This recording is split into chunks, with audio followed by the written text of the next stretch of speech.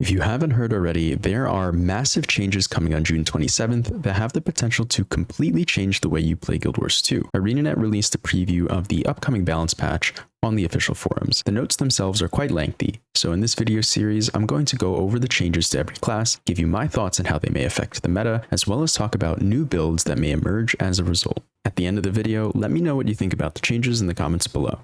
Fire Grab buff is fine, Frost Aura buff is fine. Cleansing Wave, CDRs, okay. Updraft, this is a fine buff as well. Churning Earth, this is a really cool skill. I actually really like what they did with it. They turned it into the, I think it's called Flame Uprising, which is the sword 2 for Weaver in Fire.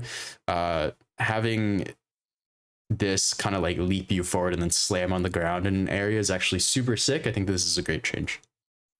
I like how they're doing more of these like mechanical reworks. Written in stone. So this trait, it now grants an aura to the Ellie every time they use like a signet, and this could potentially, I think people might take it over Stoneheart. They might. So if they nerf Stoneheart, now it has a duration. I think it lasts like 4 or 5 seconds total. But I think coupled with the buff to Signet of Earth, I could actually see Written in Stone and Signet of Earth being quite powerful. This would be like a ranged immobilize. It reduces incoming strike damage. So it's like, all right, if you give up Stoneheart, you're not immune to crits, but you're just taking reduced damage anyways while you have it on, and you maintain the passive effect at all times. So you're always getting that reduced incoming strike damage as long as you're also taking Written in Stone. And then it also will give like AoE Magor if you're taking Aura Share, right? So like maybe people take it over Aftershock. Like Aftershock would be like the AoE immobilize option, right? But I think Written in Stone with Signet of Earth could be interesting. All right, so what else here? This is the heal, right? Glyph of Elemental Harmony. I believe this is the heal. Going down to 20 seconds is a good change. I mean, the heal's not bad on its own. It was better when it's traded, but now it's baseline 20, so that's fine. They're buffing the arcane heal as well, like the AoE blast finisher. This is actually not bad. I mean, the cooldown's already like 16 seconds, I believe, in PvP. So healing for 5k on a 16-second cooldown is pretty good, especially when you consider like the healing scales depending on how many targets you hit. So if you hit a full 5, right, you're getting 50% extra healing. This is healing you for like 7.5k every 15 or every 16 seconds.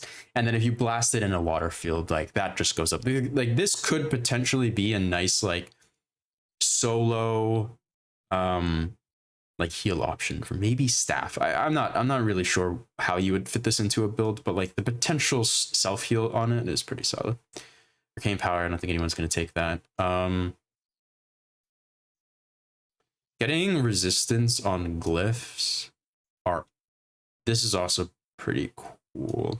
It just depends on if the resistance applies before or after the actual effect of the glyph. So for example, if you're using the glyph heal, do you get the like if you have poison on you, does the resistance apply before the healing or does it apply after the healing? Because this might just make it so you get the full effect of the healing at all times, which is pretty strong. No one really took this trade anyways, so the fact that you get like extra outgoing damage is pretty nice. Maybe people take it over what's the other trait? I think it's overloads gives stability, right? Is what it competes for. Let me check. Yeah, it competes. I still don't think people will take it. Like getting stability on overloads is so strong. So I guess it's a fine change for damage tempest, but it's probably more of like a PvE thing. Shearing Edge, I'm pretty sure this is like the water air 3 on Weaver. Let me double check. Water air 3. Yes, that is the water air 3. Increased projectile speed is fine. Twin Strike is the fire water 3. Cauterizing Strike is double fire, I'm pretty sure.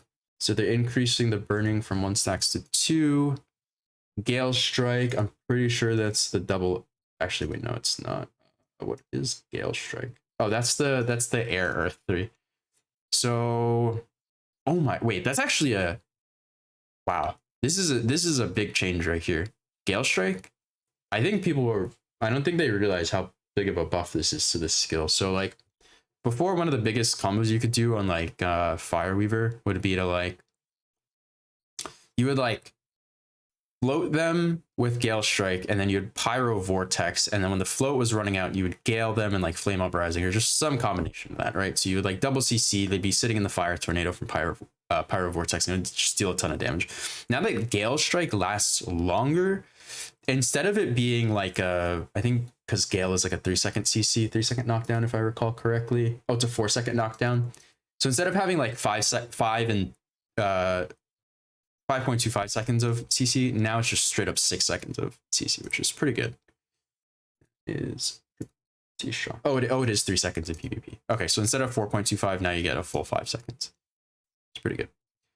I love this change too. Twist of Fate. I honestly do not really like ammo. I think the cooldowns are too high, so you get this window of like a really high effectiveness, and then you just don't do anything because the recharge time is so long, right? So Twist of Fate, this is similar to what they did with Shake It Off, whereas like Shake It Off, it used to be 1 charge 30-second cooldown. That's like the Warrior Stun Break, and then they increased the charges to 2, and then they also increased the cooldown to like 75. So I'm pretty happy with this change as well. Twist of Fate getting 1 charge 30-second cooldown is actually a really nice change, and I think a lot of builds will take Twist of Fate in comparison to something like Signet of Air, right? Whereas like Signet of Air, yes, you get the ranged AoE blind component, but like having just like a straight up evade means like you're avoiding the damage regardless. And like I think you also get super speed during Twist of Fate. Am I wrong about that? Yeah, you also get super speed, so this will let you reposition. I'm actually pretty excited to play around with this after patch drops. This change though is probably the worst in the entire patch. It's a crazy strong buff to Kata. Like, so previously you'd get like just let's say 1 boon for every sphere you would drop. So like Earth would give you like protection. I think it gives protection, right? Let me double check that. Oh, you get resistance with this trait when you drop your Earth sphere. You get Fury when you drop the Air sphere, Vigor for water, and Might for fire, right? But they changed it, and now it gives quickness in every single sphere, which is absolutely insane. Like they're just gonna be able to like spike so quickly in fire and water. Like they don't have to rotate through air anymore, which is crazy. So like air acted as more of like a buffer to the damage, and like it had consistent damage from range, right? But most of your burst damage when you're playing, let's say Fresh Air Kata, is in fire, water, and using like your earth too, just like throwing the rocks at them, right?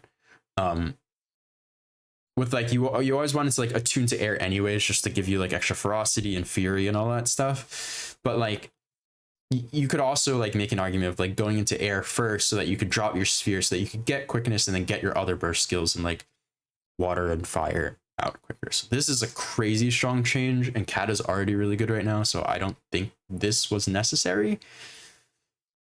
It's also a really big buff to Hammer Kata, so we'll see. This is a huge buff. Kata might be too strong with this after the patch. This is a fine change. It's a pretty big buff as well, but and that's it for the Ellie changes. If you want to see the changes for the other light armor classes, go click on one of these 2 links here. And if you like the video, like, comment, subscribe, and I'll see you in the next one.